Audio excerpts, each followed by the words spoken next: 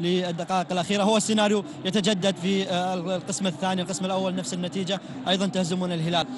ألف مبروك يا كابتن.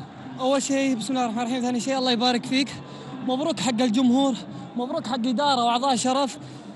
إذا تبي تعرف سر الفوز فهو سر الناس اللي واقفة حوالينا، الجمهور اللي خلفنا اللي قاعد يساندنا في كل مباراة. من خلفنا أحمد الراشد اللي صراحة يعني حاب إنه يكون متواجد في هالمباراة هذه، قاعد يحب إنه يوصل من الصفر عشان يحضر المباراة، ما الله رد. أحب أقدم له الفوز له اللي كان يستناه الفوز. أكيد السيناريو تكرر، أنا بقول لك برجع للسيناريو من قبل سنتين الهلال كان يفوز علينا بالخمسة. الحمد لله السيناريو قام يتجدد ويعكس الصورة هذه. الحمد لله قعدنا نجاري الهلال. حنا إذا نبغى الصدارة لازم نفوز. أكيد في ملعبنا، هو في ملعبنا ما نطلع أول شيء مهزومين. داخلين هذه المباراة يمكن من مباراة النصر ما قدمنا فيها صورة، حابين نرضي جمهورنا، حابين نرضي أنفسنا أول شيء بعد مباراة النصر.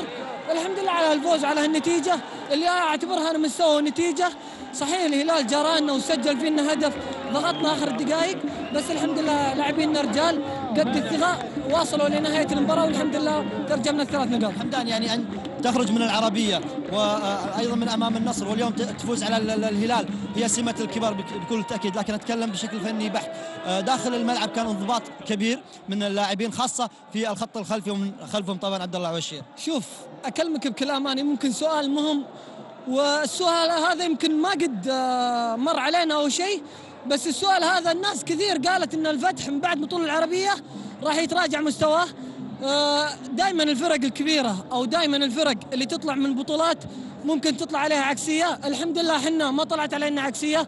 أهم شيء ما نخسر أي نقطة. ممكن مباراة النصر ترجمناها فيها، أخذنا فيها نقطة خارج أرضنا مع فريق كبير، وحققنا 3 نقاط قدام فريق أقوى برضه فريق كبير الهلال، والحمد لله رجعت الصدارة لمن يستحقها. كان في شنو اللي بيدك هذه؟ عنب؟ وين العنب؟